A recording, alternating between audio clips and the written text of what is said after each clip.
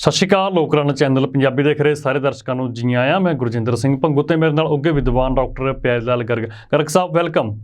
ਸ਼ੁਕਰੀਆ ਜੀ, ਬਹੁਤ ਬਹੁਤ ਜੀ ਗਰਗ ਸਾਹਿਬ, ਜਦੋਂ ਅਸੀਂ ਪੰਜਾਬ ਦੀ ਗੱਲ ਕਰਦੇ ਹਾਂ, ਪੰਜਾਬ ਦਾ ਅਸੀਂ ਇਤਿਹਾਸ ਦੇਖਦੇ ਹਾਂ ਤੇ ਅੱਜ ਦੇ ਸੰਦਰਭ ਦੇ ਵਿੱਚ ਅਸੀਂ ਪੰਜਾਬ ਨੂੰ ਜੋੜ ਕੇ ਦੇਖਦੇ ਹਾਂ। ਚੁਣੌਤੀਆਂ ਭਰਿਆ ਰਿਹਾ ਪੰਜਾਬ ਦਾ ਇਤਿਹਾਸ ਤੇ ਪੰਜਾਬ ਦਾ ਵਾਤਾਵਰਨ ਸੰਘਰਸ਼ਾਂ ਤੇ ਚੁਣੌਤੀਆਂ ਦੇ ਨਾਲ ਜੂਝ ਰਿਹਾ। ਹੁਣ ਪੰਜਾਬ ਦੇ ਵਿੱਚ ਨਵੀਂ ਸਰਕਾਰ ਬਣ ਗਈ ਆਮ ਆਦਮੀ ਪਾਰਟੀ ਦੀ, ਗੱਲ ਬਦਲਦੀ ਚੱਲਦੀ ਸੀ। ਹੁਣ ਜਦੋਂ ਅਸੀਂ ਆਲ ਓਵਰ ਇੱਕ ਐਨਾਲਾਈਜ਼ ਕਰਦੇ ਹਾਂ ਪੰਜਾਬ ਨੂੰ ਕਿ ਆਉਣ ਵਾਲੇ ਸਮੇਂ ਦੇ ਵਿੱਚ ਪੰਜਾਬ ਦੇ ਸਾਹਮਣੇ ਕਿਹੜੀਆਂ ਚੁਣੌਤੀਆਂ, ਵੱਡੀਆਂ ਚੁਣੌਤੀਆਂ ਸਾਬਤ ਹੋਣਗੀਆਂ। ਆਰਥਿਕ ਤੌਰ ਤੇ ਅਸੀਂ ਜੂਝ ਰਹੇ ਹਾਂ, ਸਮਾਜਿਕ ਸੰਕਟ ਸਾਡਾ ਗਹਿਰਾਈ ਦੇ ਵਿੱਚ ਹੈ। ਇਸ ਤੋਂ ਇਲਾਵਾ ਹੋਰ ਵੀ ਚੁਣੌਤੀਆਂ ਡਾਕਟਰ ਸਾਹਿਬ ਸਾਡੇ ਅੱਗੇ ਮੂੰਹ ਅੱਡੀ ਖੜੀਆਂ ਨੇ। ਲਗਾਤਾਰ ਅਸੀਂ ਕਹਿ ਸਕਦੇ ਹਾਂ ਕਿ ਪੰਜਾਬ ਸਾਡਾ ਨਿਗਾਰ ਵੱਲ ਜਾ ਰਿਹਾ। ਤੁਸੀਂ ਕਿਵੇਂ ਦੇਖਦੇ ਹੋ ਕਿ ਕਿਹੜੀਆਂ ਚੁਣੌਤੀਆਂ ਨੇ ਜੋ ਪੰਜਾਬੀਆਂ ਨੂੰ, ਇੱਕ ਤਾਂ ਹੁੰਦਾ ਕਿ ਲੰਮੇ ਸਮੇਂ ਲਈ ਨੇ, ਕਾਫੀ ਸਮੇਂ ਤੋਂ ਇਹ ਚੁਣੌਤੀਆਂ ਚੱਲੀ ਜਾ ਰਹੀਆਂ ਨੇ ਤੇ ਹੁਣ ਇਹ ਕਾਫੀ ਗੁੰਝਲਦਾਰ ਵੀ ਹੋ ਗਈਆਂ ਨੇ। ਸਰਕਾਰ ਹੁਣ ਆਪ ਦੀ ਆ ਗਈ ਜਾਂ ਜੇ ਕੋਈ ਵੀ ਸਰਕਾਰ ਹੋਵੇ, ਸਰਕਾਰ ਦੇ ਸਾਹਮਣੇ ਹਮੇਸ਼ਾ ਉਹ ਚੁਣੌਤੀਆਂ ਰਹਿਣਗੀਆਂ ਹੀ। ਜੇ ਜਿਨ੍ਹਾਂ ਸਰਕਾਰਾਂ ਨੇ ਜਦ ਪਹਿਲਾਂ ਉਹਨਾਂ ਨੂੰ ਠੀਕ ਨਹੀਂ ਨਿਪਟਾਰਾ ਕੀਤਾ ਤਾਂ ਉਹਦੇ ਨਾਲ ਹੋਰ ਘੋਲਗੰਡ ਬਣਦੀ ਗਈ, ਉਹਨਾਂ ਹੋਰ ਔਖੀਆਂ ਹੁੰਦੀਆਂ ਗਈਆਂ। ਕਈ ਵਾਰੀ ਅਸੀਂ ਲੱਭਦੇ ਹਾਂ ਵੀ ਚੱਲ ਸੌਖਾ ਜਿਹਾ ਹੱਲ ਲੱਭ ਲਓ, ਸ਼ਾਰਟਕੱਟ ਜਿਹਨੂੰ ਕਹਿੰਦੇ ਨੇ, ਜਾਂ ਤੁੱਕਾ ਮਾਰ ਲਓ। ਜਿਹੜਾ ਕੋਈ ਕਿਸੇ ਵੀ ਚੀਜ਼ ਦਾ ਜਿਹੜਾ ਗੱਲ ਹੈ ਉਹ ਨਿਯਮਾਂ ਕਾਨੂੰਨਾਂ ਦੇ ਆਧਾਰ ਦੇ ਉੱਤੇ, ਚਾਹੇ ਉਹ ਅਰਥ ਸ਼ਾਸਤਰ ਦੇ ਨਿਯਮ ਨੇ, ਚਾਹੇ ਉਹ ਵਿਗਿਆਨ ਦੇ ਨਿਯਮ ਨੇ, ਬਾਕੀ ਵਿਗਿਆਨਾਂ ਦੇ ਨੇ, ਸਮਾਜ ਵਿਗਿਆਨ ਦੇ ਨੇ, ਜੇ ਉਹਨਾਂ ਦੇ ਹਿਸਾਬ ਨਾਲ, ਚਾਹੇ ਪ੍ਰਸ਼ਾਸਨ ਵਿਗਿਆਨ ਦੇ ਨੇ, ਉਹਦੇ ਨਾਲ ਜੇ ਅਸੀਂ ਕਰੀਏ ਤਾਂ ਕਈ ਵਾਰੀ ਉਹ ਡੰਮੇ ਦਾ ਹੱਲ ਹੋ ਜਾਂਦਾ ਹੈ। ਜੇ ਅਸੀਂ ਅਟਕਲ ਪਚੂ ਸਮੇਂ ਤੇ ਵੀ ਚੱਲ ਜਿਵੇਂ ਲੱਗਦੀ ਲਾਉਣ ਵਾਲਾ, ਉਹਦੇ ਨਾਲ ਉਹ ਹੱਲ ਨਹੀਂ ਹੁੰਦਾ। ਸਾਡੇ ਦੁਖਾਂਤ ਇਹ ਰਿਹਾ ਪੰਜਾਬ ਦਾ, ਇਹ 81 ਤੱਕ ਸਰਕਾਰਾਂ ਜਿਹੜੀ ਮਰਜ਼ੀ ਪਾਰਟੀ ਨੇ ਆਈਆਂ, ਉਹ ਪੰਜਾਬ ਦੇ ਉੱਤੇ ਚਿੰਤਤ ਸੀਗੀਆਂ। ਉਹ ਪੰਜਾਬ ਦਾ ਕੋਈ ਨਾ ਕੋਈ ਕਰਨਾ ਚਾਹੁੰਦੀਆਂ ਸੀ ਕੁਝ, ਤੇ ਇਸੇ ਕਰਕੇ ਪੰਜਾਬ ਨੰਬਰ 1 ਤੇ ਸੀ ਪੂਰੇ ਭਾਰਤ ਦੇ ਵਿੱਚ, ਆਰਥਿਕ ਤੌਰ ਤੇ ਵੀ, GDP ਦੇ ਤੌਰ ਤੇ ਵੀ, ਇੰਪਲਾਇਮੈਂਟ ਦੇ, ਰੁਜ਼ਗਾਰ ਦੇ ਤੌਰ ਤੇ ਵੀ, ਸਿਹਤ, ਸਿੱਖਿਆ, ਪਰਿਆਵਰਨ, ਹਰ ਚੀਜ਼ 'ਚ ਪੰਜਾਬ ਨੰਬਰ 1 ਤੇ ਸੀ। ਪਰ 1990 ਤੋਂ ਆ ਕੇ 30 ਸਾਲਾਂ 'ਚ ਪਿਛਲੇ 'ਚ ਇਹੋ ਜਿਹਾ ਹਾਲ ਹੋਇਆ ਕਿ ਜਿਹੜੀ ਵੀ ਸਰਕਾਰ ਆਈ ਹੈ, 5 ਸਾਲ ਦੀ ਬੇਅੰਤ ਸਿੰਘ ਹੋਰਾਂ ਦੀ, 3 CM ਬਦਲੇ, ਉਹ ਤਾਂ ਸਰਕਾਰ ਬਸ ਮਸਾਂ ਹੀ ਕੰਮ ਜਿਹੀ ਚਲਾ ਰਹੀ ਸੀ। ਪਰ ਜਿਹੜੀਆਂ ਉਸ ਤੋਂ ਬਾਅਦ ਸਰਕਾਰਾਂ ਆਈਆਂ ਉਹ ਤਾਂ ਟਿਕ ਨਹੀਂ ਸਕੀ। ਉਸ ਤੋਂ ਬਾਅਦ ਜਿਹੜੀਆਂ ਸਰਕਾਰਾਂ ਆਈਆਂ ਉਹਨਾਂ ਨੇ ਸਿਰਫ ਡੰਗ ਟਪਾਇਆ, ਤੇ ਉਸ ਡੰਗ ਟਪਾਉਣ ਵਾਲੀਆਂ ਜਿਹੜੀਆਂ ਸਰਕਾਰਾਂ ਨੇ 97 ਤੋਂ 22 ਤੱਕ 30 ਸਾਲਾਂ ਦੇ ਵਿੱਚ, 25 ਸਾਲਾਂ 'ਚ 15 ਸਾਲ ਸ਼੍ਰੋਮਣੀ ਅਕਾਲੀ ਦਲ ਤੇ BJP ਦੀ ਸਰਕਾਰ ਰਹੀ ਹੈ, 10 ਸਾਲ ਕਾਂਗਰਸ ਦੀ ਰਹੀ ਹੈ। ਉਹਦੇ ਵਿੱਚ ਉਹਨਾਂ ਨੇ ਸਮੱਸਿਆ ਦਾ ਕਹਿੰਦੇ ਜਿਉਂ-ਜਿਉਂ ਮਰਜ਼ ਕੀਆ ਜਿਉਂ-ਜਿਉਂ ਦਬਾਅ ਕੀ ਤੋਂ ਮਰਜ਼ ਵੱਧਦਾ ਗਿਆ ਵਾਲੀ ਗੱਲ ਹੋਈ। ਜਿਹੜੀ ਵੀ ਇਹਨਾਂ ਨੇ ਕੋਈ ਮਾੜਾ ਮੋਟਾ ਇੱਕ ਕਦਮ ਚੁੱਕਿਆ ਵੀ ਆਪਾਂ ਇਹ ਨਹੀਂ ਆਹ ਕਰਾਂਗੇ, ਉਹਦੇ ਨਾਲ ਸਮਾਂ ਹੋਰ ਨੁਕਸਾਨ ਹੋ ਗਿਆ, ਉਹਦੇ ਨਾਲ ਹੋਰ ਜ਼ਿਆਦਾ ਗੁੰਝਲ ਬਣ ਗਈ ਜਿਹੜੇ ਵੀ ਪਾਸੇ ਜਾਣਾ। ਜਿਹਦਾ ਨਤੀਜਾ ਅੱਜ ਨਿਕਲਦਾ ਹੈ ਕਿ ਸਾਡੇ ਸਾਹਮਣੇ ਇੱਕ ਪਾਸੇ ਕਰਜ਼ਾ, ਜਿਹੜਾ ਉਹ ਕਰਜ਼ੇ ਦਾ ਦੈਂਤ ਖੜਾ ਹੈ। ਜਿਹੜਾ ਪਿਛਲੇ ਸਾਲ ਦਾ ਬਜਟ ਮਨਪ੍ਰੀਤ ਸਿੰਘ ਬਾਦਲ ਨੇ ਪੇਸ਼ ਕਰਿਆ ਸੀ ਕਾਂਗਰਸ ਦੀ ਸਰਕਾਰ 'ਚ, ਉਹਦੇ 'ਚ ਉਹਨੇ ਅੰਦਾਜ਼ਾ ਦਿੱਤਾ ਸੀ ਕਿ 2,73,703 ਕਰੋੜ ਦਾ ਕਰਜ਼ਾ ਹੋ ਜਾਏਗਾ ਪੰਜਾਬ ਜਿੰਮੇ 31 ਮਾਰਚ ਜਿਹੜੀ ਆ ਰਹੀ ਹੈ। ਅਜੇ 15 ਦਿਨ ਪਏ ਨੇ ਆਪਣੇ ਕੋਲ ਬਕਾਇਆ, ਤੇ ਪਰ 17 ਦਿਨ ਪਏ ਨੇ ਕਹਿ ਲਓ। ਪਰ ਜਦ ਅਸੀਂ ਹੁਣ ਦੇਖਦੇ ਹਾਂ ਜੋ ਇਹਨਾਂ ਨੇ ਚੋਣਾਂ ਵੇਲੇ ਵੀ ਫਟਾਫਟ ਖੋਲ ਦੋ, ਮੂੰਹ ਗੁੱਥੀ ਖੋਲ ਦੋ ਤੇ ਕਰਜ਼ਾ ਲੈ ਲੈ ਕੇ ਦੇਈ ਜਾਓ, ਉਹਦਾ ਨਤੀਜਾ ਨਿਕਲਿਆ ਵੀ ਹੁਣੀ ਜੋ ਅੰਦਾਜ਼ੇ ਨੇ, ਫਿਗਰ ਤਾਂ ਇਹਨਾਂ ਨੇ ਅੰਕੜਾ ਤਾਂ ਅਜੇ ਦਿੱਤਾ ਨਹੀਂ ਹੈ, ਹੁਣੀ ਇਹ 3 ਲੱਖ ਤੋਂ ਉੱਪਰ ਟੱਪ ਚੁੱਕਿਆ ਕਰਜ਼ਾ, 3 ਲੱਖ ਕਰੋੜ ਤੋਂ ਉੱਪਰ ਕਰਜ਼ਾ ਟੱਪ ਚੁੱਕਿਆ। ਜੇ ਆਪਾਂ ਉਹਨੂੰ ਆਬਾਦੀ ਤੇ ਗਿਣਨਾ ਹੋਵੇ ਤਾਂ ਹਰ ਇੱਕ ਜੰਮਦੇ ਬੱਚੇ ਦੇ ਸਿਰ 1 ਲੱਖ ਰੁਪਏ ਦਾ ਕਰਜ਼ਾ ਹੈ। ਸੋ ਇਹ ਇੱਕ ਬਹੁਤ ਵੱਡੀ ਸਰਕਾਰੀ ਕਰਜ਼ਾ, ਜਿਹੜਾ ਮੈਂ ਕਹਿੰਦਾ, ਅਜੇ ਜਿਹੜਾ ਲੋਕਾਂ ਦਾ ਆਪਦਾ ਕਰਜ਼ਾ ਉਹ ਵੱਖਰੀ ਗੱਲ ਹੈ, ਕਿਸਾਨਾਂ ਦਾ, ਮਜ਼ਦੂਰਾਂ ਦਾ ਹੋ ਰਿਹਾ, ਇਹ ਸਰਕਾਰੀ ਕਰਜ਼ੇ ਦੀ ਗੱਲ ਕਰ। ਸੋ ਜੇ ਸਰਕਾਰੀ ਵਿੱਤ ਜਿਹੜਾ ਹੈ ਉਸ ਨੂੰ ਠੀਕ ਤਰੀਕੇ ਨਾਲ ਉਹਦਾ ਪ੍ਰਬੰਧ ਕਰਨ ਦੀ ਬਜਾਏ ਜਾਂ ਇਹੀ ਕਹੀ ਗਿਆ ਵੀ ਖਜ਼ਾਨਾ ਖਾਲੀ ਹੈ, ਤੇ ਜਾਂ ਕਹਿੰਦਾ ਵੀ ਹੁਣ ਤਾਂ ਬਹੁਤ ਹੈ ਸਾਡੇ ਕੋਲ, ਉਹ ਫਿਰ ਲੁਟਾਉਣਾ ਜਾਂ ਸ਼ੁਰੂ ਕਰਤਾ। ਉਹਦੇ ਨਾਲ ਜਿਹੜਾ ਵਿੱਤ ਸੀ ਹੋਰ ਵਿਗੜ ਗਿਆ। ਜਿਹਦੇ ਕੋਲ ਪਹਿਲਾਂ ਹੀ ਜ਼ਿਆਦਾ ਸੀ ਉਹਨੂੰ ਜ਼ਿਆਦਾ ਹੋਰ ਮਿਲ ਗਏ, ਜਿਹਦੇ ਕੋਲ ਪਹਿਲਾਂ ਨਹੀਂ ਸੀ ਉਹਨੂੰ ਮਿਲਿਆ ਕੁਛ ਨਹੀਂ, ਜਾਂ ਜਿਹੜਾ ਬਹੁਤਾ ਰੌਲਾ ਪਾ ਰਿਹਾ ਸੀ ਉਹਨੂੰ ਮਿਲ ਗਿਆ, ਜਿਹੜਾ ਮਾੜਾ ਮੋਟਾ ਚੁੱਪ ਸੀ ਉਹਨੂੰ ਮਿਲਿਆ ਨਹੀਂ, ਜਾਂ ਜਿਨ੍ਹਾਂ ਦੀ ਗਿਣਤੀ ਬਹੁਤ ਜ਼ਿਆਦਾ ਸੀ ਉਹਨਾਂ ਨੂੰ ਮਿਲ ਗਿਆ, ਚਾਹੇ ਉਹਨਾਂ ਕੋਲ ਪਹਿਲਾਂ ਵੀ ਜ਼ਿਆਦਾ ਸੀ, ਤੇ ਜਿਨ੍ਹਾਂ ਦੀ ਗਿਣਤੀ ਨਹੀਂ ਸੀ ਉਹਨਾਂ ਨੂੰ ਨਹੀਂ ਮਿਲਿਆ, ਜਾਂ ਫਿਰ ਜਿਹੜੇ ਜੋੜ ਤੋੜ ਕਰ ਗਏ ਉਹਨਾਂ ਨੂੰ ਮਿਲ ਗਿਆ। ਇਹ ਗੱਲ ਕੱਲੀ ਇਸੇ ਸਰਕਾਰ ਨੇ ਨਹੀਂ ਕਰੀ, ਪਿਛਲੀ ਅਕਾਲੀ ਸਰਕਾਰ ਨੇ ਵੀ ਜਾਣ ਵੇਲੇ ਇਹੀ ਕਰਿਆ ਸੀ। 2012 ਚ ਜਦ ਉਹ ਦੁਬਾਰਾ ਆਈ ਹੈ ਫਰਵਰੀ ਚ, ਉਹਨੇ 11 ਚਾਹ ਖਜ਼ਾਨੇ ਖੋਲ੍ਹਤੇ, ਜਿਹਦੇ ਨਾਲ ਹਰੇਕ ਮੁਲਾਜ਼ਮ ਦੀ ਤਨਖਾਹ ਤਕਰੀਬਨ ਇੱਕ ਅੱਧੇ ਮਹਿਕਮੇ ਨੂੰ ਛੱਡ ਕੇ 1.25 ਗੁਣਾ ਤੋਂ 1.5 ਗੁਣਾ ਕਰਤੀ। ਉਹ ਪੂਰੇ ਭਾਰਤ 'ਚ ਤਨਖਾਹਾਂ ਵੱਧ ਸੀਗੀਆਂ, ਇਹਨਾਂ ਨੇ ਐਤਕੀ ਫਿਰ ਹੋਰ ਵਧਾਤੀਆਂ। ਹੁਣ ਤਕਰੀਬਨ ਜਿਹੜੀਆਂ ਪੰਜਾਬ ਦੇ ਮੁਲਾਜ਼ਮਾਂ ਦੀਆਂ ਪੈਨਸ਼ਨਾਂ ਦੀਆਂ ਤਨਖਾਹਾਂ ਪੈਨਸ਼ਨਾਂ ਨੇ, ਇੱਕ ਅੱਧੇ ਮਹਿਕਮੇ ਨੂੰ ਛੱਡ ਕੇ ਬਾਕੀ ਮਹਿਕਮਿਆਂ ਦੇ ਵਿੱਚ ਭਾਰਤ ਨਾਲੋਂ ਸਾਡੇ ਆਲੇ ਦੁਆਲੇ ਦੇ ਸੂਬੇ ਹਰਿਆਣਾ, ਹਿਮਾਚਲ, ਰਾਜਸਥਾਨ, ਉੱਤਰਾਖੰਡ ਜਾਂ ਈਵਨ ਦਿੱਲੀ ਨਾਲੋਂ 1.5 ਗੁਣਾ ਨੇ ਤਕਰੀਬਨ। ਸੋ ਜੇ ਤੁਸੀਂ ਆਪਦਾ ਜਿਹੜਾ ਆਲੇ ਦੁਆਲੇ ਦੇ ਮੁਕਾਬਲੇ ਵੀ ਬਹੁਤ ਜ਼ਿਆਦਾ ਕੁਝ ਦੇਤਾ, ਪ੍ਰਾਪਤੀ ਸਾਡੀ ਓਡੀ ਹੈ ਨਹੀਂ। ਪ੍ਰਾਪਤੀ ਉਹਨਾਂ 'ਚ ਬਲਕਿ ਸਾਡੇ ਨਾਲੋਂ ਕਈ ਜਗ੍ਹਾ ਤੇ ਬਿਹਤਰ ਵੀ ਹੈ, ਕਈ ਜਗ੍ਹਾ ਤੇ ਉਹਨਾਂ ਦੀ ਵੀ ਮਾੜੀ ਹੈ, ਸਾਡੀ ਚੰਗੀ ਵੀ ਹੈ, ਪਰ ਬਹੁਤੀ ਪ੍ਰਾਪਤੀ ਉਹਨਾਂ ਦੀ ਸਾਡੇ ਨਾਲੋਂ ਬਿਹਤਰ ਹੈ। ਸਾਡੀ ਪ੍ਰਾਪਤੀ ਮਾੜੀ ਹੈ, ਜਿਹੜਾ ਮਰਜ਼ੀ ਫੀਲਡ ਆਪਾਂ ਚੁੱਕ ਲਈਏ। ਸੋ ਇਸ ਤੋਂ ਇਹ ਪਤਾ ਲੱਗਦਾ ਹੈ ਵੀ ਜਿਹੜਾ ਖਜ਼ਾਨਾ ਹੈ, ਖਜ਼ਾਨੇ ਨੂੰ ਦੇ ਵਿੱਚ ਪੈਸਾ ਲਿਆਉਣਾ, ਉਹਦੀ ਨਿਆਂ ਸੰਗਤ ਵੰਡ ਕਰਨੀ, ਵਰਤੋਂ ਕਰਨੀ, ਇਹ ਇੱਕ ਵੱਡੀ ਚੁਣੌਤੀ ਹੈ। ਕਿਉਂਕਿ ਜਦ ਤੁਸੀਂ ਕਹਿੰਦੇ ਜਿਹਨੇ ਖਾਧਾ ਗੜ ਗੜੱਪੇ ਹੁਣ ਕੀ ਹੋਵੇ ਉਂਗਲਾਂ ਚੱਟੇ। ਹੁਣ ਜਦ ਤੁਸੀਂ ਆਪਣੇ ਮੁਲਾਜ਼ਮ ਨੂੰ ਇੰਨਾ ਦੇਤਾ, ਕੰਮ ਦੀ ਜ਼ਿੰਮੇਵਾਰੀ ਉਹਨਾਂ ਦੀ ਲਾਈ ਕੋਈ ਨਹੀਂ, ਉਹ ਜਿੱਦਾਂ ਮਰਜ਼ੀ ਕੰਮ ਤੋਂ ਨਾ ਕਰ ਦਿੰਦੇ ਨੇ, ਤਾਂ ਹੁਣ ਤੁਸੀਂ ਉਹਨਾਂ ਨੂੰ ਐਡੀ ਛੇਤੀ ਟੇਮ ਨਹੀਂ ਕਰ ਸਕਦੇ ਵੀ ਨਹੀਂ ਹੁਣ ਤੋਂ ਅਸੀਂ ਐਂ ਕਰਾਂਗੇ, ਕੋਈ ਵੀ ਨਹੀਂ ਕਰ ਸਕਦਾ। ਤੇ ਇੱਕ ਤਾਂ ਇਹ ਹੈ, ਫਿਰ ਉਹ ਕੁਛ ਜੇ ਠੀਕ ਵੀ ਕਰਨਾ ਹੋਵੇ ਤਾਂ ਉਹਦੇ ਵਾਸਤੇ ਕਾਫੀ ਮਿਹਨਤ ਤੇ ਕਾਫੀ ਪੱਕੀ ਪੁਖਤਾ ਯੋਜਨਾਬੰਦੀ ਕਰਨੀ ਪੈਂਦੀ ਹੈ। ਪਰ ਸਾਡਾ ਜਿਹੜਾ ਸਿਸਟਮ ਆ ਉਹ ਕਦੇ ਪੁਖਤਾ ਯੋਜਨਾਬੰਦੀ ਨਹੀਂ ਕਰਦਾ, ਬਿਊਰੋਕਰੇਟ ਨੂੰ ਦੇ ਦਿੰਦਾ, ਬਿਊਰੋਕਰੇਟ ਗਾਹਾਂ ਥੱਲੇ ਛੱਡ ਦਿੰਦਾ ਹੈ। ਉਹਦੇ ਵਿੱਚ ਜਦ ਵੀ ਅਸੀਂ ਯੋਜਨਾਬੰਦੀ ਕਰਨੀ ਹੋਵੇ ਕਿਸੇ ਵੀ ਗੱਲ ਦੀ, ਉਹ ਬਿਲਕੁਲ ਬਰੀਕੀ ਨਾਲ ਦੇਖਣਾ ਹੁੰਦਾ ਵੀ ਇਹਦੇ 'ਚ ਕੋਈ ਗੜਬੜ ਤਾਂ ਨਹੀਂ ਹੋ ਜੂ। ਮੈਂ 2 ਯੋਜਨਾਬੰਦੀਆਂ ਦੀ ਉਦਾਹਰਨ ਦਿੰਦਾ ਤੁਹਾਨੂੰ। ਇੱਕ ਯੋਜਨਾਬੰਦੀ ਕਰੀ ਸੀ ਅਕਾਲੀ ਸਰਕਾਰ ਨੇ, ਇੱਕ ਕਰੀ ਸੀ ਕਾਂਗਰਸ ਸਰਕਾਰ ਨੇ। ਅਕਾਲੀ ਸਰਕਾਰ ਨੇ ਕਰੀ ਸੀ ਵੀ ਅਸੀਂ ਸਿਹਤ ਸੇਵਾਵਾਂ ਦੇ ਵਾਸਤੇ ਤੇ ਜਿਹੜੇ ਸਾਡੇ ਤਹਿਸੀਲ ਪੱਧਰ ਦੇ ਹਸਪਤਾਲ ਨੇ, ਜ਼ਿਲ੍ਹਾ ਪੱਧਰ ਦੇ ਹਸਪਤਾਲ ਨੇ, ਉਹਨਾਂ ਨੂੰ ਤਕੜੇ ਕਰ ਦੇਣਾ, ਉੱਥੇ ਸਪੈਸ਼ਲਿਸਟ ਲਾ ਦੇਣੇ ਨੇ। ਜਿਹੜੇ ਸਪੈਸ਼ਲਿਸਟ ਪਿੰਡਾਂ 'ਚ ਡਿਸਪੈਂਸਰੀਆਂ 'ਚ ਬੈਠੇ ਨੇ ਉਹਨਾਂ ਨੂੰ ਅਸੀਂ ਸ਼ਹਿਰਾਂ 'ਚ ਲੈ ਆਉਣਾ। ਉਹਦਾ ਫੈਸਲਾ ਕਰਕੇ ਇਹ ਤਾਂ ਕਰਤਾ ਵੀ ਅਸੀਂ ਪਿੰਡਾਂ 'ਚੋਂ ਸਪੈਸ਼ਲਿਸਟਾਂ ਦੀਆਂ ਪੋਸਟਾਂ, ਜਿਹੜੇ ਕਮਿਊਨਿਟੀ ਹੈਲਥ ਸੈਂਟਰ ਨੇ 87 ਪਿੰਡਾਂ 'ਚ ਨੇ, ਟੋਟਲ 151 ਨੇ, ਉਹਨਾਂ 'ਚੋਂ ਪੋਸਟਾਂ ਤਾਂ ਖਤਮ ਕਰਤੀਆਂ। ਪਰ ਉਹ ਪੋਸਟਾਂ ਖਤਮ ਕਰਨ ਤੋਂ ਬਾਅਦ ਜਦ ਉਹ ਟਰਾਂਸਫਰਾਂ ਵਗੈਰਾ ਹੋਈਆਂ, ਕਾਫੀ ਚਰਚਾ ਵੀ ਉਦੋਂ ਹੋਈ, ਉਦੋਂ ਹਨੇਰੀ ਨਾਲ ਹੀ ਲਿਆਤੀ। ਕੋਈ ਡਿਸਪੈਂਸਰੀ 'ਚ ਹੀ ਸਪੈਸ਼ਲਿਸਟ ਲੱਗਿਆ ਬੈਠਾ ਰਿਹਾ, ਕੋਈ ਉਹਨਾਂ ਬਦਲੀਆਂ ਦੇ ਬਹਾਨੇ MBBS ਵਾਲਾ ਵੀ ਆਪਣੀ ਬਦਲੀ ਕਰਾ ਗਿਆ ਸ਼ਹਿਰ 'ਚ। ਸੋ ਉਹ ਜਿਹੜਾ ਠੀਕ ਤਰੀਕੇ ਨਾਲ ਉਹਨੂੰ ਲਾਗੂ ਕਰਨਾ ਸੀ, ਇੱਕ ਤਾਂ ਉਹ ਲਾਗੂ ਹੀ ਨਾ ਕਰਿਆ। ਦੂਜਾ, ਤੁਸੀਂ ਸਪੈਸ਼ਲਿਸਟ ਦੀ ਪੋਸਟ ਜਦ ਖਤਮ ਕਰਦੇ ਹੋ, ਉੱਥੇ ਡਾਕਟਰੀ ਦੀ ਤਾਂ ਲੋੜ ਹੈਗੀ ਹੈ। ਜੇ ਉਹ ਪੋਸਟਾਂ ਸਪੈਸ਼ਲਿਸਟ ਨਹੀਂ ਲਾਉਣਾ, ਉੱਥੇ MBBS ਡਾਕਟਰ ਤਾਂ ਲਾਓ, ਘੱਟੋ ਘੱਟ ਕੋਈ ਸੇਵਾ ਤਾਂ ਦੇਵੇਗਾ ਉਹ ਨਾ। ਉਹਨਾਂ ਨੇ ਉਹ ਸਪੈਸ਼ਲਿਸਟ ਪੋਸਟਾਂ ਕਰਕੇ ਉਹ ਵੀ ਨਹੀਂ ਲਾਏ। ਇਹਦਾ ਮਤਲਬ ਉੱਥੇ ਜਿਹੜੀ ਮਾੜੀ ਮੋਟੀ ਸੇਵਾ ਮਿਲਦੀ ਸੀ ਉਹ ਵੀ ਬੰਦ ਹੋ ਗਈ। ਸੋ ਤੁਸੀਂ ਖੱਟਿਆ ਕੀ, ਤੁਸੀਂ ਪਾਇਆ ਕੀ? ਜਿਹੜਾ ਸ਼ਹਿਰਾਂ 'ਚ ਭੇਜੇ, ਉੱਥੇ ਗਾਂ ਕਈ ਸਾਜੋ ਸਮਾਨ ਦਾ ਹੋਰ ਦਾ ਉਹਦੀਆਂ 100 ਪ੍ਰੋਬਲਮਸ ਆ ਗਈਆਂ, ਜਿਹਦਾ ਨਤੀਜਾ ਇਹ ਨਿਕਲਿਆ ਪਿੰਡਾਂ ਦੇ ਵਿੱਚ ਸਪੈਸ਼ਲਿਸਟ ਖਤਮ ਹੋ ਗਏ। ਪਿੰਡਾਂ ਦੇ ਵਿੱਚ ਆਮ ਸੇਵਾਵਾਂ ਐਮਰਜੈਂਸੀ ਦੀਆਂ ਵੀ ਤਕਰੀਬਨ ਨਾ ਵਰਗੀਆਂ ਹੋ ਗਈਆਂ, ਤੇ ਸ਼ਹਿਰਾਂ ਦੇ ਵਿੱਚ ਜਿਹੜਾ ਸੀ ਉਹ ਡਾਕਟਰ ਤਾਂ ਹੋ ਗਏ ਕਾਫੀ ਸਾਰੇ, ਪਰ ਉਹ ਵੀ ਸਾਰੀਆਂ ਸਪੈਸ਼ਲਟੀਆਂ ਦੇ ਨਹੀਂ ਹੋਏ। ਉਹਦੇ 'ਚ ਵੀ ਜਿਹੜੀ ਕਾਣੀ ਜੀ ਵੰਡ ਹੋ ਕੇ ਰਹਿ ਗਈ, ਬਰਡਨ ਜ਼ਿਆਦਾ ਵੱਧਦਾ ਗਿਆ। ਇੱਕ ਉਹਨਾਂ ਨੇ ਹੋਰ ਕਰਿਆ ਵੀ ਅਸੀਂ ਤਾਂ ਹਰੇਕ ਜਿਹੜਾ ਹੈਗਾ ਜਣੇਪਾ ਉਹ ਹਸਪਤਾਲ 'ਚ ਹੋਣਾ ਚਾਹੀਦਾ। ਉਹਦੇ ਨਾਲ ਕੀ ਹੋਇਆ, ਨੀਤੀ ਤਾਂ ਲਿਆਂਦੀ ਵੀ ਜੀ ਮਾਂ ਬਚੂਗੀ, ਬੱਚਾ ਬਚੂਗਾ, ਉਹਦਾ ਨਤੀਜਾ ਇਹ ਨਿਕਲਿਆ ਕਿ ਬਹੁਤ ਸਾਰੇ ਜਿਹੜੇ ਗਰੀਬ ਆਦਮੀ ਜਿਨ੍ਹਾਂ ਦਾ ਸਰਜਰੀਨ ਜਾਂ ਕੋਈ ਹੋਰ ਵੱਡਾ ਆਪਰੇਸ਼ਨ ਜਾਂ ਕੁਛ ਕਰਨ ਦੀ ਲੋੜ ਸੀ ਜਣੇਪੇ ਵਾਸਤੇ, ਉਹਨਾਂ ਦਾ ਹੋਇਆ ਨਹੀਂ। ਤੇ ਜਿਹੜੇ ਦੀ ਲੋੜ ਕੋਈ ਨਹੀਂ ਸੀ, ਕੋਈ ਹਸਪਤਾਲ 'ਚ ਪਹੁੰਚ ਸਿੱਧਾ ਵੀ ਜਿਹੜਾ ਵੀ ਆ ਜੇ ਉਹ ਆਪਦਾ ਕਰਾਉਣ ਲੱਗ ਗਏ। ਉਹਦੇ ਨਾਲ ਕਹਾਣੀ ਬੰਦ ਹੋ ਗਈ ਸੇਵਾਵਾਂ ਦੀ। ਇੱਦਾਂ ਹੀ ਇੱਕ ਜਿਹੜੀ ਸੀ ਇਹ ਕਾਂਗਰਸ ਸਰਕਾਰ ਨੇ ਵੀ ਕਰੀ ਸੀ ਵੀ ਅਸੀਂ ਜੀ ਸਕੂਲਾਂ ਦਾ ਕਰਦੇ ਹਾਂ, ਅਸੀਂ ਰੈਸ਼ਨਲਾਈਜ਼ ਕਰਦੇ ਹਾਂ, ਕੁਛ ਪਹਿਲਾਂ ਕਰਦੀਆਂ ਨੇ। ਉਹਦੇ 'ਚ ਕੀ ਹੈ, ਇਹਨਾਂ ਕਹਿੰਦਾ ਜੀ ਅਸੀਂ ਸਕੂਲ ਜੋੜ ਦੇਣੇ ਨੇ। ਕੇਂਦਰ ਦੀ ਜਿਹੜੀ ਵਿੱਦਿਆ ਨੀਤੀ ਹੈ ਨਵੀਂ, ਉਹਦੇ 'ਚ ਵੀ ਉਹ ਸਕੂਲ ਇਹੀ ਨੇ ਵੀ ਕੰਪਲੈਕਸ ਸਕੂਲ ਬਣਾਓ, ਜੋੜ ਦਿਓ। ਸਕੂਲ ਜੋੜਨ ਦਾ ਤਾਂ ਜ਼ਰੂਰੀ ਹੈ। ਜੇ ਤੁਸੀਂ ਪ੍ਰਾਇਮਰੀ ਸਕੂਲ ਨੂੰ ਵੱਖਰਾ ਰੱਖੋਗੇ ਤੇ ਉਹ ਤਾਂ ਆਪਦੀ ਮਨਮਰਜ਼ੀ ਕਰੀ ਜਾਂਦਾ ਹੈ, ਤੇ ਉੱਥੇ ਨੇੜੇ ਮਿਡਲ ਸਕੂਲ ਹੈ ਜਾਂ ਹਾਈ ਸਕੂਲ ਹੈ, ਉਹਨੂੰ ਜੇ ਇੱਕ ਦੂਜੇ ਨਾਲ ਜੋੜ ਕੇ ਉਹਦਾ ਇੱਕ ਤੁਸੀਂ ਕਮਾਂਡ ਨਹੀਂ ਕਰੋਗੇ ਜਿਹਦਾ ਹੁਕਮ ਇੱਕ ਦਾ ਚੱਲੇਗਾ, ਜਿਹੜਾ ਸਭ ਤੋਂ ਵੱਡਾ ਸਕੂਲ ਹੈ, ਤਾਂ ਸ਼ਾਇਦ ਤੁਸੀਂ ਸਿੱਖਿਆ ਨੂੰ ਕਿਸੇ ਤਰ੍ਹਾਂ ਵੀ ਸੁਧਾਰ ਨਹੀਂ ਸਕਦੇ।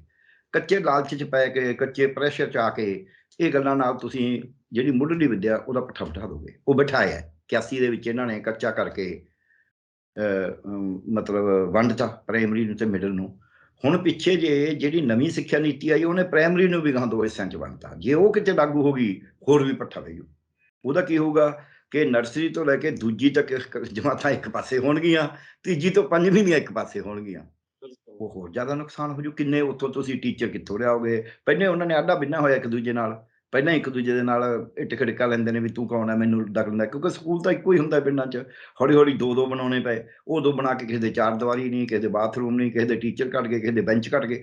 ਸੋ ਸਾਰਾ ਕੁਝ ਜਿਹੜਾ ਡਿਵੀਜ਼ਨ ਹੁੰਦੀ ਹੈ, ਜਦ ਤੁਸੀਂ ਕਿਸੇ ਨੂੰ ਅੱਡ ਕਰਦੇ ਹੋ, ਅੱਡ ਕਰਨਾ ਵੱਡੇ ਤੌਰ ਤੇ ਨੁਕਸਾਨ ਹੁੰਦਾ ਹੈ। ਜੇ ਬਹੁਤ ਲੋੜ ਹੋਵੇ ਤਾਂ ਠੀਕ ਤਰੀਕੇ ਨਾਲ ਵੰਡ ਕਰਕੇ ਕਰੀਦਾ ਹੈ। ਉਹ ਇਹਨਾਂ ਨੇ ਕਰਿਆ ਨਹੀਂ। ਜਿਵੇਂ ਪੰਜਾਬ ਦਾ ਹਰਿਆਣਾ ਪੰਜਾਬ ਵੰਡੇ ਉਦੋਂ ਵੀ ਵਿੱਚ ਵਿਚਾਲਾ ਛੱਡਤਾ। ਉਹ ਵਿੱਚ ਵਿਚਾਲਾ ਛੱਡਿਆ ਸੀ, ਅੱਜ ਤੱਕ ਸੰਤਾਪ ਭੋਗ ਰਹੇ ਹਾਂ। ਚਾਹੇ ਉਹ ਚੰਡੀਗੜ੍ਹ ਹੈ, ਚਾਹੇ ਪੰਜਾਬ ਯੂਨੀਵਰਸਿਟੀ ਹੈ, ਚਾਹੇ ਉਹ BBMB ਆ। ਰੋਜ਼ ਹੀ ਝਗੜੇ ਪੈਂਦੇ ਨੇ, ਆਪਾਂ ਦੇਖਦੇ ਹਾਂ। ਚਾਹੇ ਪਾਣੀਆਂ ਦਾ ਮਸਲਾ ਹੈ, ਉਹ ਮਸਲੇ ਜਾਂ ਛੱਡਤੇ, ਚਾਹੇ ਪੰਜਾਬੀ ਬੋਲਦੇ ਇਲਾਕਿਆਂ ਦਾ ਮਸਲਾ, ਉਹ ਆਪਣੇ ਅੱਜ ਵੀ ਚੱਲੀ ਜਾ ਰਹੇ ਨੇ। ਔਰ ਤੁਸੀਂ ਦੇਖ ਲਓ ਕਿੰਨੇ ਸਾਲ ਹੋ ਗਏ। 66 ਦੇ 1166 ਨੂੰ ਬਣਿਆ ਸੀ, ਤੇ 1166 ਤੋਂ ਲੈ ਕੇ ਅੱਜ 55 ਸਾਲ ਹੋ ਚੁੱਕੇ।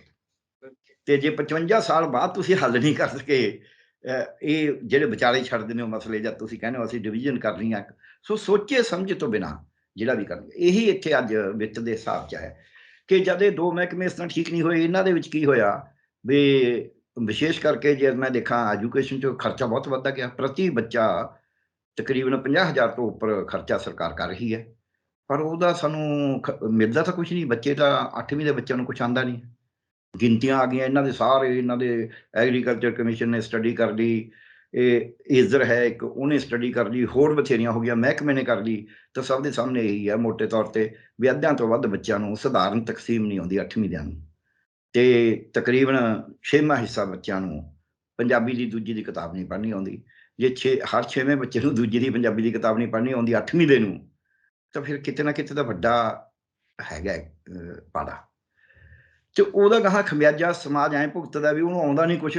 ਉਹ ਫਿਰ ਸਿਫਾਰਿਸ਼ ਨਾਲ, ਪੈਸੇ ਨਾਲ, ਕੋਈ ਇੱਧਰ ਉੱਧਰ ਕਰਕੇ ਕੋਈ ਨਾ ਕੋਈ ਨੌਕਰੀ ਲੈ ਲੈਂਦਾ, ਕੋਈ ਪ੍ਰਾਇਰਟੀ ਕੋਟੇ 'ਚ। ਉਹ ਨੌਕਰੀ ਲੈ ਕੇ ਉੱਥੇ ਵੀ ਉਹ ਸਿੱਖਦਾ ਨਹੀਂ, ਕਿਉਂਕਿ ਉਹਨੂੰ ਆਲੇ ਦੁਆਲੇ ਜਿਹੜੇ ਮਿਲਦੇ ਨੇ ਨਾ ਤਾਂ ਉਹ ਸਿਖਾਉਂਦੇ ਨੇ, ਤੇ ਨਾ ਉਹਦਾ ਇੰਟਰਸਟ ਹੁੰਦਾ ਸਿੱਖਣ ਦਾ, ਨਾ ਉਹਨੂੰ ਕੋਈ ਪੁੱਛਦਾ ਵੀ ਭਾਈ ਤੂੰ ਕੰਮ ਕਿਉਂ ਨਹੀਂ ਕਰਦਾ। ਉਹ ਫਿਰ ਕਿਸੇ ਦਾ ਸਰਟੀਫਿਕੇਟ ਗਲਤ ਹੋ ਗਿਆ, ਕਿਸੇ ਦਾ ਆਧਾਰ ਕਾਰਡ ਜੇ ਬਣਾਉਣਾ ਹੈ, ਕਿਤੇ ਸੈਂਟਰ ਦੀ ਗਵਰਨਮੈਂਟ ਦੇ ਜਾਂ ਕਿਤੇ ਉਹ ਉਸ 'ਚ ਹੈਗੇ ਆ ਫਰੈਂਚਾਈਜ਼ 'ਚ, ਉੱਥੇ ਯਾਨੀ ਕਿ ਉਹ ਸਾਰਾ ਕੋਈ ਗਲਤ ਮਲਤ ਲਿਖ ਕੇ ਚੱਲੀ ਜਾਂਦਾ। ਏਦਾਂ ਹੀ ਗੁੱਦਰ ਗੁੰਮਾ ਜਿਹਾ ਚੱਲੀ ਜਾਂਦਾ। ਸੋ ਸਰਕਾਰ ਨੂੰ ਜਦ ਸਭ ਤੋਂ ਪਹਿਲਾ ਕੰਮ ਹੁੰਦਾ ਹੈ ਕਿ ਆਪਦੇ ਵਿੱਤ ਨੂੰ ਸਾਂਭਣਾ, ਤੇ ਉਹ ਵਿੱਤ ਦੀ ਨਿਆਂ ਸੰਗਤ ਵੰਡ ਕਰਨੀ। ਉਹਦੇ ਵਿੱਚ ਅੱਜ ਤੱਕ ਪਿਛਲੇ 30 ਸਾਲਾਂ 'ਚ ਸਰਕਾਰਾਂ ਨੇ ਨਿਆਂ ਸੰਗਤ ਵੰਡ ਨਹੀਂ ਕਰੀ।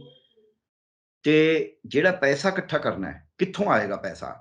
ਉਹਦੇ ਵਿੱਚ ਵੀ ਉਹਨਾਂ ਨੇ ਜਿਹੜੇ ਟੇਢੇ ਟੈਕਸ ਸੀ, ਜਿਹੜੇ ਅਸਿੱਧੇ ਕਰ ਕਹਿੰਦੇ ਨੇ, ਜਿਹੜਾ ਹਰੇਕ ਬੰਦੇ ਨੂੰ ਦੇਣਾ ਪੈਂਦਾ, ਚਾਹੇ ਕੋਈ ਅਸਿੱਧਾ ਕਰ ਦਾ ਮਤਲਬ ਕੋਈ ਆਪਾਂ ਸਮਾਨ ਖਰੀਦਦੇ ਉੱਤੇ ਜਿਹਤੋਂ ਸਮਾਨ ਖਰੀਦਿਆ ਉਹਦੇ ਕੋਲ ਟੈਕਸ ਜਾ ਰਿਹਾ, ਉਹ ਫਿਰ ਖਜ਼ਾਨੇ ਨੂੰ ਜਮ੍ਹਾਂ ਕਰਾਊਗਾ ਕਿਵੇਂ ਨਾ ਕਿਵੇਂ, ਚਾਹੇ ਉਹ GST ਕਰੀਏ, ਚਾਹੇ ਉਹ ਵੈਟ ਕਰੀਏ। ਤੇ ਉਹ ਜਿਹੜਾ ਟੈਕਸ ਹੈ, ਸਿੱਧੇ ਜਿਹੜੇ ਟੈਕਸ ਨੇ ਉਹ ਘਟਦੇ ਗਏ। ਸਿੱਧਾ ਟੈਕਸ ਇਹ ਹੈ ਵੀ ਤੁਸੀਂ ਜ਼ਮੀਨ ਖਰੀਦਦੇ ਹੋ, ਸਿੱਧਾ ਸਟਾਂਪ ਦੇ ਉੱਤੇ ਪੈਸੇ ਲਾ ਰਹੇ ਹੋ। ਤੁਸੀਂ ਗੱਡੀ ਖਰੀਦੀ ਹੈ, ਉਹਦੀ ਸਿੱਧੀ RC ਬਣਾਈ ਹੈ, ਸਰਕਾਰੀ ਖਜ਼ਾਨੇ 'ਚ ਪੈਸੇ ਜਮ੍ਹਾਂ ਹੋਏ ਨੇ। ਉਹ ਜਿਹੜੇ ਸਿੱਧੇ ਟੈਕਸ ਸੀ ਇੱਕ ਤਾਂ ਉਹ ਘਟਾਤੇ, ਤੇ ਜਿਹੜੇ ਅਸਿੱਧੇ ਟੈਕਸ ਸੀ ਉਹ ਵਧਾਤੇ ਪਰ ਹੈਡ, ਬਹੁਤ ਜ਼ਿਆਦਾ ਵਧਾਤੇ 2000 ਤੋਂ ਲੈ ਕੇ ਪਿਛਲੇ 20 ਸਾਲਾਂ 'ਚ। ਜਿਹੜੇ ਅਸਿੱਧੇ ਟੈਕਸ ਸੀ ਉਹ ਜੇ ਆਪਾਂ ਕਹਿ ਲਈਏ ਵੀ ਕਈ ਗੁਣਾ ਕਰਤੇ, ਤੇ ਸਿੱਧੇ ਟੈਕਸ ਨੇ ਜਿਹੜੇ ਉਹ ਕਈ ਗੁਣਾ ਘਟਾਤੇ। ਇੱਕ ਤਾਂ ਇਹ ਵੱਡਾ ਹੋਇਆ। ਅੱਜ 16,333 ਰੁਪਏ ਪ੍ਰਤੀ ਹੈਡ ਜਿਹੜਾ ਹੈ ਉਹ ਟੇਢਾ ਟੈਕਸ ਹੈ, ਤੇ ਤਕਰੀਬਨ 75 ਰੁਪਏ ਕੁਛ 8 ਕੁ ਪੈਸੇ ਸਮਥਿੰਗ ਇਹ ਹੈਗਾ ਜਿਹੜਾ ਉਹ ਸਿੱਧਾ ਟੈਕਸ ਹੈ। ਇੱਕ ਤਾਂ ਇਹੀ ਕਹਾਣੀ ਬੰਦ ਹੋ ਗਈ, ਟੈਕਸ ਕੱਟਾ ਟੈਕਸ।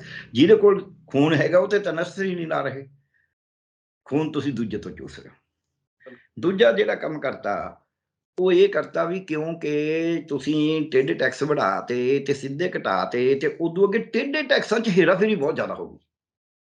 ਚਾਹੇ ਉਹ GST ਵੈਟ ਦੇ ਨਾਂ ਤੇ ਕਹਿੰਦੇ ਨੇ ਵੀ ਅਸੀਂ ਸਾਰਾ ਇਕੱਠਾ ਕਰਦੇ ਹਾਂ, ਉਹਦੇ 'ਚ ਹੇਰਾਫੇਰੀ ਹੋ ਗਈ। ਕੰਮ ਹੀ 2 ਨੰਬਰ ਦਾ ਜ਼ਿਆਦਾ ਚੱਲਣ ਲੱਗ ਗਿਆ। ਕੁਛ ਤਾਂ ਉਂਝ ਹੀ ਮਾਫੀਆ ਰਾਜ ਹੋ ਗਿਆ। ਆਪਾਂ ਨੂੰ ਪਤਾ ਹੀ ਹੈ ਕੇਬਲ ਹੈ, ਕੁਛ ਤੇ ਤਾਂ ਲਾਇਆ ਹੀ ਨਹੀਂ। ਚਾਹੇ ਉਹ ਕੇਬਲ ਹੈ, ਚਾਹੇ ਉਹ ਰੇਤ ਹੈ, ਚਾਹੇ ਉਹ ਬਜਰੀ ਹੈ, ਚਾਹੇ ਉਹ ਸ਼ਰਾਬ ਹੈ। ਸ਼ਰਾਬ ਦਾ ਸਿੱਧਾ ਪੈਸਾ ਟੈਕਸ ਦਾ ਆ ਜਾਂਦਾ। ਸ਼ਰਾਬ ਦੇ ਟੈਕਸ 'ਚ ਸਿੱਧੀ ਉਸ ਤਰ੍ਹਾਂ ਦੀ ਹੇਰਾਫੇਰੀ ਨਹੀਂ, ਉੱਥੇ 2 ਨੰਬਰ ਦੀ ਸ਼ਰਾਬ ਨਾਲ ਹੇਰਾਫੇਰੀ ਜ਼ਿਆਦਾ ਹੁੰਦੀ ਹੈ। ਜਿਹੜੀ ਮਾੜੀ ਸ਼ਰਾਬ ਵੇਚਦੇ ਨੇ ਉਹ ਬਾਹਰ ਦੀ ਬਾਹਰ ਕੱਢਦੇ ਨੇ। ਸੋ ਜਦ ਤੁਸੀਂ ਚਾਹੇ ਬੱਸਾਂ ਦੇ ਵਿੱਚ ਵੀ ਤੁਸੀਂ ਕਿਉਂਕਿ ਪਰਮਿਟ ਦੇ ਉੱਤੇ 4-4 ਬੱਸਾਂ ਚਲਾਈ ਜਾਣਾ। ਪਿੱਛੇ ਰਾਜਾ ਵੜਿੰਗ ਨੇ ਕਿਹਾ ਨਹੀਂ ਸੀ ਵੀ ਮੈਂ ਇੰਨੀ ਆਮਦਨ ਵਧਾ ਲਈ, ਤੁਸੀਂ ਰੂਟ ਹੀ ਵਧਾਤਾ, ਉਹੀ ਐਕਸਟੈਂਸ਼ਨ ਦੇਤੀ। ਸੋ ਤੁਸੀਂ ਜਿਹੜੇ ਵੀ ਪਾਸੇ ਜਾਓਗੇ ਉਹਦੇ ਵਿੱਚ ਤੁਹਾਨੂੰ ਹਰ ਪਾਸੇ ਇਹੀ ਆਊਗਾ ਵੀ ਜਿਹੜੇ ਟੇਢੇ ਟੈਕਸ ਨੇ ਤੁਸੀਂ ਵਧਾਈ ਜਾਂਦੇ ਹੋ ਤੇ ਗਾਹਾਂ ਉਹਦੇ ਵਿੱਚੋਂ ਜਿਹੜੀ ਟੈਕਸ ਇਕੱਠਾ ਹੋਣਾ, ਜਿਹੜਾ ਉਹ ਟੈਕਸ ਇਕੱਠਾ ਹੋ ਕੇ ਖਜ਼ਾਨੇ ਦੇ ਵਿੱਚ ਆਉਣਾ ਹੈ, ਜਿਹਦੇ ਨਾਲ ਤੁਸੀਂ ਕਹਿਣਾ ਵੀ ਖਜ਼ਾਨਾ ਭਰ ਗਿਆ ਤੇ ਇਹਦੇ ਨਾਲ ਅਸੀਂ ਕੋਈ ਬਣਾਉਣੀਆਂ ਨੇ ਸੜਕਾਂ, ਕੋਈ ਸਕੂਲ, ਕੋਈ ਹਸਪਤਾਲ, ਕੋਈ ਗਲੀਆਂ ਨਾਲੀਆਂ, ਕੋਈ ਕਿਸੇ ਨੂੰ ਰਾਹਤ ਦੇਣੀ ਹੈ, ਕਿਸੇ ਦਾ ਕਰਜ਼ਾ ਮਾਫ ਕਰਨਾ ਹੈ ਤੇ ਕਿਸੇ ਤੇ ਦਵਾਈਆਂ ਦੇਣੀਆਂ ਨੇ, ਕੋਈ ਪਸ਼ੂਆਂ ਦਾ ਇਲਾਜ ਕਰਨਾ ਹੈ, ਕੋਈ ਪੜ੍ਹਾਈ ਕਰਾਉਣੀ ਹੈ। ਉਹ ਜਿਹੜਾ ਤੁਸੀਂ ਕਰਨਾ ਸੀ ਉਹ ਤਾਂ ਉਸੇ ਟੈਕਸ 'ਚੋਂ ਆਉਣਾ ਹੈ, ਪਰ ਉਹ ਟੈਕਸ ਤਾਂ ਮਾਫੀਆ ਕੋਲ ਚਲਾ ਗਿਆ ਜ਼ਿਆਦਾ।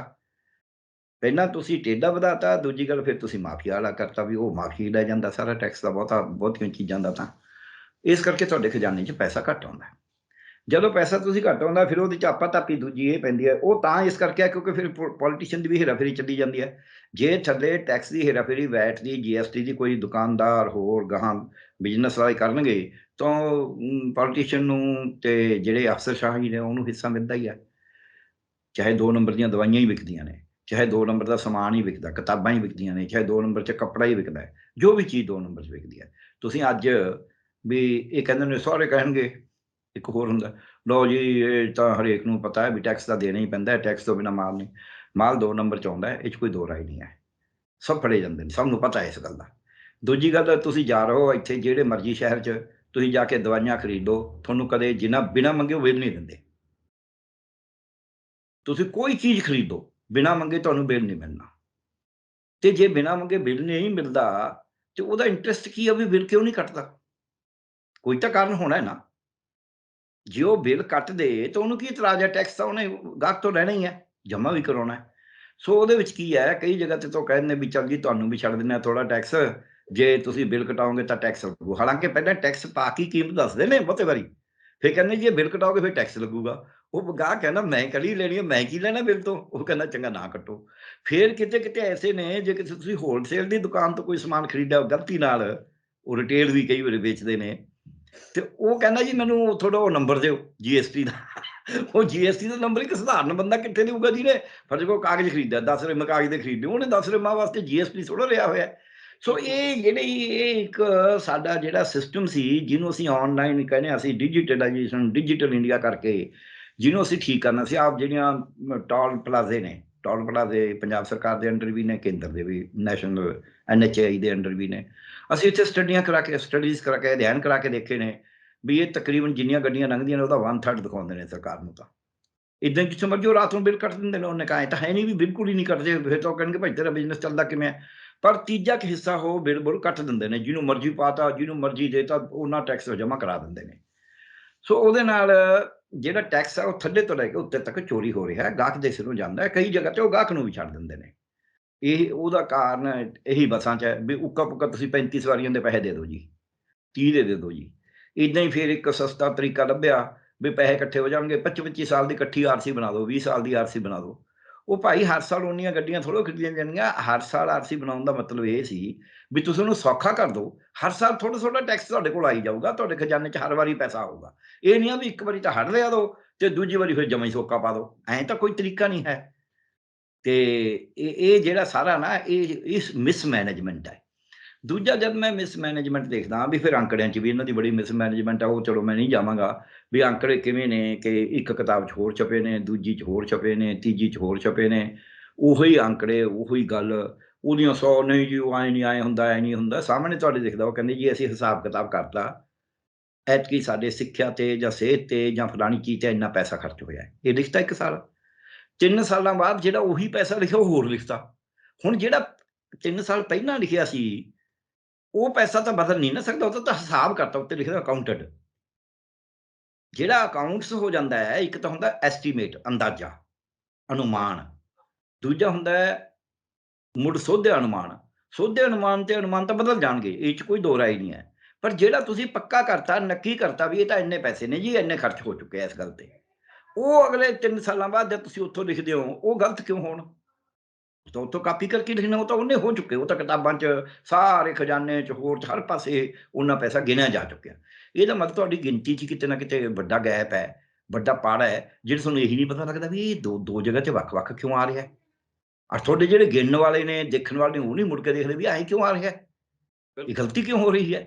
ਸੋ ਜਿਹੜਾ ਹਿਸਾਬ ਕਿਤਾਬ ਦਾ ਜਿਹੜਾ ਰੌਣਾ ਸੀ, ਉਹ ਵੀ ਇਸੇ ਕਰਕੇ ਹੀ ਹੈ। ਜਿਵੇਂ ਜਦ ਨੋਟਬੰਦੀ ਹੋਈ ਤੇ ਬੈਂਕਾਂ ਨੂੰ ਪਤਾ ਹੀ ਨਹੀਂ, ਬੈਂਕਾਂ ਦੱਸਣੋਂ ਹੀ ਹਟ ਗਈਆਂ ਵੀ ਕਿੰਨੇ ਪੈਸੇ ਇਕੱਠੇ ਹੋਏ ਨੇ, ਜਿਹੜੇ ਨੋਟ ਪੁਰਾਣੇ ਜਮ੍ਹਾਂ ਹੋਏ। ਉਹ ਦੱਸਣੋਂ ਹਟੇ ਤਾਂ ਵੀ 2 ਨੰਬਰ ਦਾ ਕੰਮ ਚਲਾਉਣਾ ਸੀ ਅਸਲ 'ਚ। 2 ਨੰਬਰ ਦਾ ਕੰਮ ਚਲਾਉਣ ਦਾ ਤਰੀਕਾ ਹੀ ਇਹ ਹੈ ਵੀ ਸੂਚਨਾ ਦਿਓ ਹੀ ਨਾ।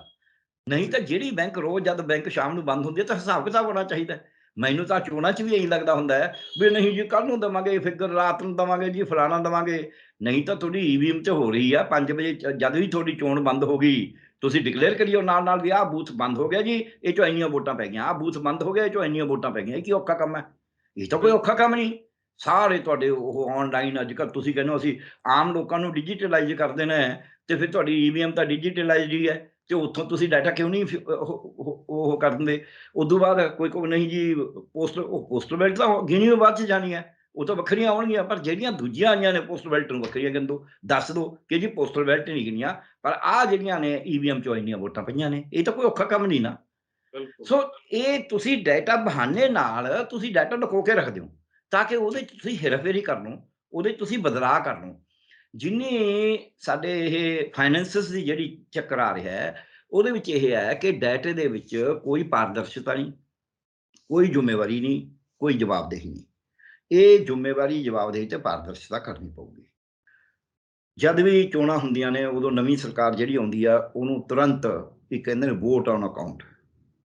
ਹੁਣ ਪਹਿਲਾਂ ਜੇ ਸੈਸ਼ਨ ਚਾਹੇ 1 ਦਿਨ ਦਾ ਕਰਨ, ਚਾਹੇ ਕੁਛ ਕਰਨ, ਇਹਨਾਂ ਨੂੰ ਇਮੀਡੀਏਟ ਤੁਰੰਤ ਹੀ ਬਜਟ ਬਣਾ ਨਹੀਂ ਸਕਦੇ।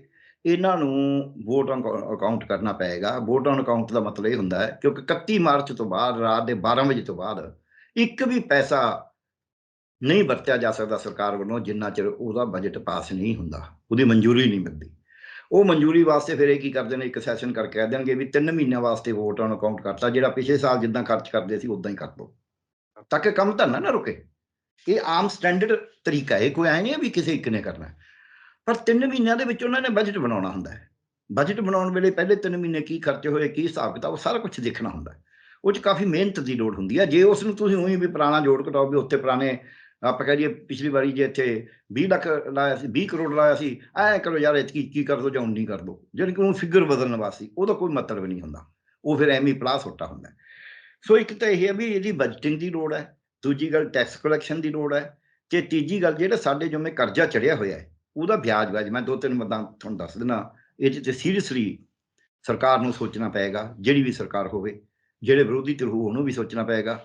ਉਹ ਇਹ ਹੈ ਕਿ ਜਿਹੜਾ ਸਾਡਾ ਜਿਵੇਂ ਪਿਛਲੇ ਸਾਲ 1,68,000 3 ਕਰੋੜ ਦਾ ਬਜਟ ਸੀਗਾ, 1,68,000 ਕਰੋੜ ਕਰ 1,68,000 ਕਰੋੜ ਦੇ ਬਜਟ ਦੇ ਵਿੱਚੋਂ ਜਿਹੜਾ ਰੈਵਨਿਊ ਕਲੈਕਸ਼ਨ ਹੋਣੀ ਸੀ, ਯਾਨੀ ਕਿ ਮਾਲੀ ਮਾਲੀਆ ਸਣੇ ਟੈਕਸ ਸਣੇ ਦੂਜਾ ਕੋਈ ਸਮਾਨ ਸਮੂਨ ਵੇਚ ਕੇ ਵੀ ਜਾਂ ਕਰਜ਼ਾ ਵਾਪਸ ਆ ਕੇ ਵੀ, ਉਹ 95,000 ਹੋਣਾ ਸੀ ਜੀ। ਹੁਣ ਜਿਹੜਾ ਐਤਕੀ ਜਿਹੜਾ ਪਿਛਲੇ ਸਾਲ ਇਕੱਠਾ ਹੋਇਆ ਉਹ ਹੈਗਾ ਇਹਨਾਂ ਦੇ ਹਿਸਾਬ ਨਾਲ ਤਕਰੀਬਨ 73,000 ਕਰੋੜ, ਤੇ ਉਹਦੇ ਵਿੱਚੋਂ ਟੈਕਸ ਮਾਲੀਆ ਜਿਹੜਾ ਇਕੱਠਾ ਹੋਇਆ ਉਹ 49,765 ਕਰੋੜ ਇਕੱਠਾ ਹੋਇਆ। ਇਹ ਰਿਜ਼ਰਵ ਬੈਂਕ ਦੀ ਫਿਗਰ ਹੈ, ਰਿਜ਼ਰਵ ਬੈਂਕ ਆਫ ਇੰਡੀਆ ਦੀ, ਕੋਈ ਇਹ ਨਹੀਂ ਹੈ ਵੀ ਇੱਦਾਂ ਹੀ ਪੰਜਾਬ ਸਰਕਾਰ ਨੇ ਛਾਪੀ ਹੋਈ ਹੈ। ਤੇ ਉਹਦੇ ਵਿੱਚ ਗਾਹਾਂ ਜਿਹੜਾ ਹੈਗਾ ਵੀ ਜਿਹੜਾ ਪਿਛਲੇ ਸਾਲ ਇਕੱਠਾ ਹੋਇਆ ਉਹਦੇ ਵਿੱਚੋਂ ਜੇ ਆਪਾਂ ਦੇਖੀਏ ਤਕਰੀਬਨ 39,500 ਤਾਂ ਪੈਨਸ਼ਨ ਔਰ ਤਨਖਾਹਾਂ ਤੇ ਚਲਾ ਜਾਂਦਾ ਹੈ, 20,000 ਕਰੋੜ ਜਿਹੜਾ ਹੈ ਉਹ ਵਿਆਜ ਤੇ ਚਲਾ ਜਾਂਦਾ ਹੈ, 10,000 ਕਰੋੜ ਰਫ ਐਸਟੀਮੇਟ ਨੇ ਉਹ ਬਿਜਲੀ ਦੀ ਸਬਸਿਡੀ ਤੇ ਚਲਾ ਜਾਂਦਾ ਹੈ। ਇਹਨਾਂ ਨੂੰ ਆਪਾਂ ਤਿੰਨਾਂ ਚੀਜ਼ਾਂ ਨੂੰ ਜੋੜ ਲਈਏ ਤਾਂ 70,000 ਕਰੋੜ ਤਾਂ ਇਹੀ ਚਲਾ ਗਿਆ, 73,000 ਟੋਟਲ ਇਕੱਠਾ ਹੋਇਆ ਹੈ। 70,000 ਤੁਹਾਡਾ ਇੱਧਰ ਚਲਾ ਗਿਆ ਤੇ ਤੁਹਾਡੇ ਕੋਲ ਬਾਕੀ 3,000 ਕਰੋੜ ਬਚ ਗਿਆ, ਉਹਨੂੰ ਨਿਉਂਦੇ ਪਾ ਲਓ, ਕੋਕੇ ਪਾ ਲਓ, ਬਾਕੀ ਤਾਂ ਤੁਸੀਂ ਕਰਜ਼ਾ ਲੈ ਕੇ ਚਲਾਓਗੇ ਨਾ ਕੰਮ। ਸੋ ਇਹ ਇੱਕ ਵੱਡੀ ਜਿਹੜੀ ਸੋਚਣ ਦੀ ਗੱਲ ਹੁੰਦੀ ਹੈ ਕਿ ਤੁਹਾਡੇ ਕੋਲ ਪੈਸਾ ਆ ਕਿੱਥੋਂ ਰਿਹਾ, ਪੈਸਾ ਜਾ ਕਿੱਥੇ ਰਿਹਾ, ਉਹਦੀ ਕਿਤੇ ਫਾਲਤੂ ਤਾਂ ਨਹੀਂ ਵੇਸਟ ਹੋ ਰਿਹਾ, ਉਹਨੂੰ ਬਚਾਉਣਾ ਹੁੰਦਾ ਹੈ, ਤੇ ਜਿੱਥੇ ਪੈਸੇ ਦੀ ਲੋੜ ਹੈ ਉੱਥੇ ਲਾਉਣਾ ਹੁੰਦਾ ਹੈ। ਉਸ ਤਰੀਕੇ ਨਾਲ ਇਹਨਾਂ ਨੂੰ ਇੱਕ ਤਾਂ ਇਹ ਸੋਚਣਾ ਪਏਗਾ, ਦੂਜਾ ਕਿਉਂਕਿ ਵਿਆਜ ਤੇ ਬਹੁਤ ਪੈਸਾ ਜਾ ਰਿਹਾ ਹੈ ਤੇ ਉਹਦੀ ਇੱਕ ਸੀਮਾ ਹੈ, ਤੁਸੀਂ ਕਰਜ਼ਾ ਲੈਣ ਦੀ ਵੀ ਇੱਕ ਸੀਮਾ ਹੈ, ਉਹ ਸੀਮਾ ਤੋਂ ਬਾਅਦ ਜੇ ਉਹ ਕੱਟੇਗੀ ਤਾਂ ਉਹ ਵੀ ਔਖਾ ਹੋਏਗਾ। ਤੀਜੀ ਚੁਣੌਤੀ ਇਹਨਾਂ ਨੂੰ ਆਉਣੀ ਹੈ, ਹੁਣੀ ਕਣਕ ਆ ਰਹੀ ਹੈ, ਕਣਕ ਖਰੀਦੀ ਜਾਣੀ ਹੈ, ਕੇਂਦਰ ਪਹਿਲਾਂ ਡਿੱਕੇ ਡਾਈ ਜਾ ਰਿਹਾ ਹੈ, ਤੇ RDF ਜਿਹੜਾ ਰੂਰਲ ਡਿਵੈਲਪਮੈਂਟ ਫੰਡ ਉਹਨਾਂ ਨੇ ਪਹਿਲਾਂ ਹੀ ਦਿੱਤਾ, ਰੌਲਾ ਪਾ ਰੱਖਿਆ ਹੈ। ਸੋ ਇਹ ਵੀ ਇਹਨਾਂ ਦੇ ਸਾਹਮਣੇ ਇੱਕ ਚੁਣੌਤੀ ਆਏਗੀ ਨਵੀਂ, ਕਿ ਉਹ ਪੈਸਾ ਕਿੱਥੋਂ ਆਵੇ ਜਿਹੜੀ ਕਣਕ ਖਰੀਦਣੀ, ਕਣਕ ਵਾਲੇ ਨੂੰ ਤਾਂ ਪੈਸਾ ਮਿਲਣਾ ਹੈ ਨਾ, ਚਲੋ 15 ਦਿਨਾਂ ਬਾਅਦ ਮਿਲਣਾ, ਹਫ਼ਤੇ ਬਾਅਦ ਮਿਲਣਾ, ਜਦ ਵੀ ਮਿਲਣਾ ਹੈ। ਇਹ ਤਾਂ ਹੈ ਨਹੀਂ ਵੀ 6 ਮਹੀਨੇ ਨਹੀਂ ਦੇਣਾ ਉਹਦਾ, ਜਾਂ ਮਹੀਨਾ ਨਹੀਂ, 2 ਮਹੀਨੇ ਨਹੀਂ ਦੇਣਾ। ਸੋ ਉਹਦੇ ਨਾਲ ਤਾਂ ਫਿਰ ਬੇਇੱਜ਼ਤੀ ਹੋਊਗੀ। ਸੋ ਉਹਦਾ ਭੁਗਤਾਨ ਕਿਤੋਂ ਕਣਕ ਖਰੀਦੀ ਜਾਵੇ, ਦੂਜਾ ਉਹਦਾ ਭੁਗਤਾਨ ਹੋਵੇ। ਇਹ ਵੀ ਇੱਕ ਵੱਡੀ ਚੁਣੌਤੀ ਸਾਹਮਣੇ ਫਾਈਨੈਂਸ ਦੇ ਮਾਮਲੇ 'ਚ ਆਉਣ ਵਾਲੀ ਹੈ ਕਿ ਉਹ ਪੈਸਾ ਕਿੱਥੇ ਹੋਊਗਾ। ਐਫਸੀਏ ਨੂੰ ਸਰਕਾਰ ਪੈਸਾ ਦੇਊਗੀ ਨਹੀਂ ਦੇਊਗੀ, ਕਿਉਂਕਿ ਪਿਛਲੇ ਸਾਲ ਬਜਟ ਜਿਹੜਾ ਹੈ ਉਹ ਭਾਰਤ ਸਰਕਾਰ ਨੇ ਐਫਸੀਆਈ ਦਾ 4,22,000 ਕਰੋੜ ਤੋਂ ਘਟਾ ਕੇ 2,42,000 ਕਰੋੜ ਕਰਤਾ। ਤੇ ਉਹ ਜਿਹੜਾ 1,80,000 ਕਰੋੜ ਘਟਾਇਆ ਹੈ, ਉਹ ਫਿਰ ਇਹਦਾ ਮਤਲਬ ਉਹ ਖਰੀਦ ਘੱਟ ਕਰਨਗੇ ਉਹਦੀ। ਇਸੇ ਤਰ੍ਹਾਂ ਹੀ ਜੇ ਅਸੀਂ ਦੇਖੀਏ ਇਹਨਾਂ ਦੀ ਹੁਣ ਫਸਲ ਬੀਜਣਾ ਹੋਊਗੀ, ਫਿਰ ਜਦ ਵੱਢੀ ਜਾਊਗੀ ਤਾਂ ਬੀਜਣੀ ਹੋਊਗੀ, ਉਦੋਂ ਯੂਰੀਏ ਦੀ ਸਬਸਿਡੀ ਵੀ ਅੱਧੀ ਰਹੇਗੀ ਤਕਰੀਬਨ। ਤੇ ਉਹਦੇ ਵਿੱਚ ਕਾਫੀ ਇਹਨਾਂ ਨੂੰ ਕਿਉਂਕਿ ਆਫਟਰ ਯੂਰੀਆ ਖਰੀਦਦਾ ਤਾਂ ਪੰਜਾਬ 'ਚ ਚਾਹੁੰਦੇ ਆ ਨਾ, ਪੰਜਾਬ ਦੇ ਕਿਸਾਨ ਦੀ ਮਤਲਬ ਸਮੱਸਿਆ ਨਹੀਂ ਹੈ। ਸੋ ਉਹ ਵੀ ਇਹਨਾਂ ਦੇ ਸਾਹਮਣੇ ਚੁਣੌਤੀਆਂ ਨੇ ਬਜਟ ਦੀਆਂ। ਤੇ ਕੁਝ ਬਿਜਲੀ ਸਮਝੌਤਿਆਂ 'ਚ ਜਿਹੜਾ ਪੈਸਾ ਪੂਸਾ ਦੇਣਾ ਹੈ ਉਹ ਵੀ PSPR ਦਾ ਬੱਸਾਂ 'ਚ ਜਿਹੜਾ ਫ੍ਰੀ ਕਰਤਾ ਸੀ ਇਹਨਾਂ ਨੇ, ਚੰਨੀ ਸਰਕਾਰ ਨੇ ਵੀ ਮੁਫਤ ਸਫ਼ਰ ਵਾਲਾ, ਉਹ ਕਹਿੰਦੇ ਸਭ ਖੜਕ ਗਈਆਂ। ਪੰਜ ਬੱਸਾਂ ਆ ਗਈਆਂ ਤਾਂ ਖੜਕ ਗਈਆਂ ਸਾਰੀਆਂ, ਵੀ ਉਹ ਤਾਂ ਬੱਸ ਸਟੈਂਡਾਂ 'ਚ ਖੜਨ ਨੂੰ ਜਗ੍ਹਾ ਨਹੀਂ ਰਹਿਣੀ ਕਿਤੇ।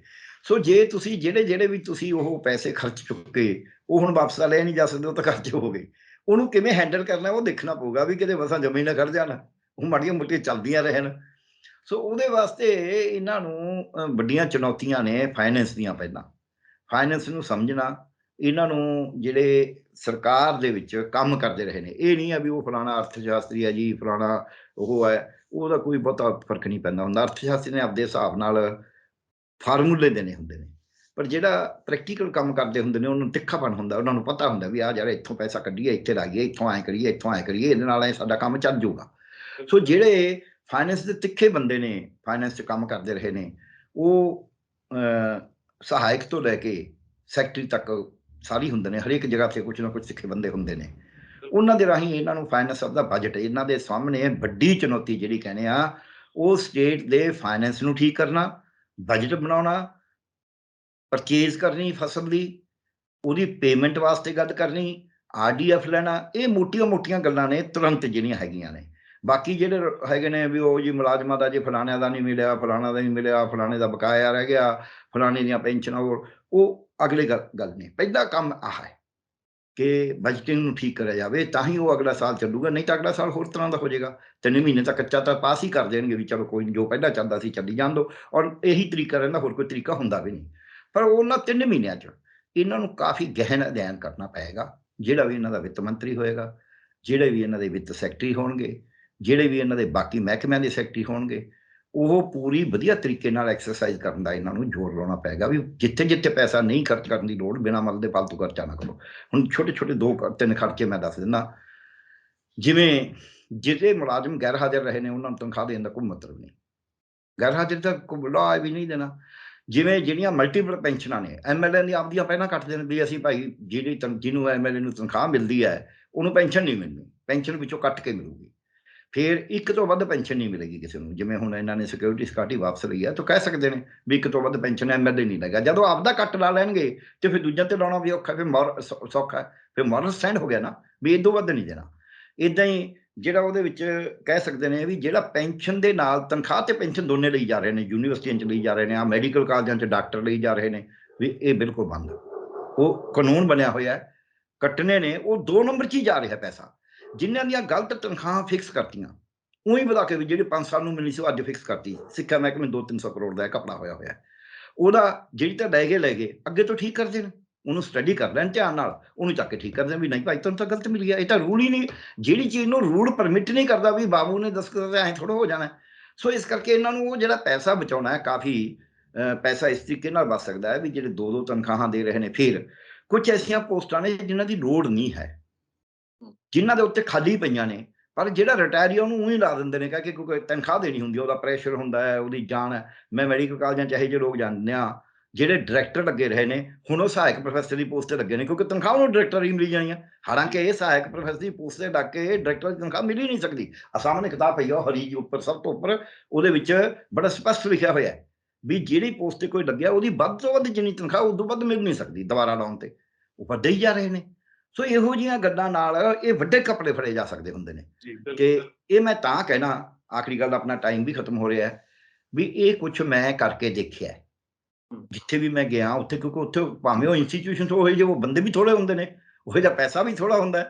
ਤੇ ਉਹ ਮੈਂ ਕਰਕੇ ਦੇਖਿਆ ਵੀ ਜਿੱਥੇ ਉਹੀ ਫਾਲਤੂ ਪੈਸਾ ਵੇਸਟ ਹੋ ਰਿਹਾ ਉਹਨੂੰ ਬੰਦ ਕਰੋ, ਜਿੱਥੇ ਲੋੜ ਹੈ ਉੱਥੇ ਲਾਓ, ਤੇ ਜਿਹੜਾ ਊਂ 5-3 ਜਿਹਾ ਹੋਈ ਜਾ ਰਿਹਾ, ਊਂ ਇੱਧਰ ਉੱਧਰ ਹੀ ਕਹਾਣੀਆਂ ਪਾ ਕੇ ਪੈਸਾ ਜਾ ਰਿਹਾ, ਉਹਨੂੰ ਬੰਦ ਕਰ ਦਿਓ ਵੀ ਨਾ, ਇਹ ਨਹੀਂ ਪੁੱਗਦਾ। ਫਿਰ ਠੀਕ ਹੋ ਜਾਂਦਾ। ਹੂੰ ਜੀ ਬਿਲਕੁਲ ਡਾਕਟਰ ਸਾਹਿਬ, ਬਹੁਤ ਬਹੁਤ ਸ਼ੁਕਰੀਆ, ਤੁਸੀਂ ਬਹੁਤ ਖੂਬ ਸਮਝਾਇਆ, ਬਹੁਤ ਬਹੁਤ ਧੰਨਵਾਦ ਤੁਹਾਡਾ। ਸ਼ੁਕਰੀਆ ਜੀ ਦੋਸਤੋ, ਸਾਡੇ ਨਾਲ ਬਣੇ ਹੋਏ ਸੀ ਉੱਘੇ ਵਿਦਵਾਨ ਡਾਕਟਰ ਪਿਆਰੇ ਲਾਲ ਗਰਗ ਸਾਹਿਬ ਤੋਂ ਅਸੀਂ ਜਾਣਿਆ ਕਿ ਵਿੱਤੀ ਸਮੱਸਿਆਵਾਂ ਪੰਜਾਬ ਸਰਕਾਰ ਨੂੰ ਕੀ ਆ ਸਕਦੀਆਂ ਨੇ। ਤੁਸੀਂ ਬਣੇ ਰਹੋ ਤੁਹਾਡੇ ਆਪਣੇ ਚੈਨਲ ਲੋਕ ਰਣ ਚੈਨਲ ਪੰਜਾਬੀ ਤੇ। ਧੰਨਵਾਦ।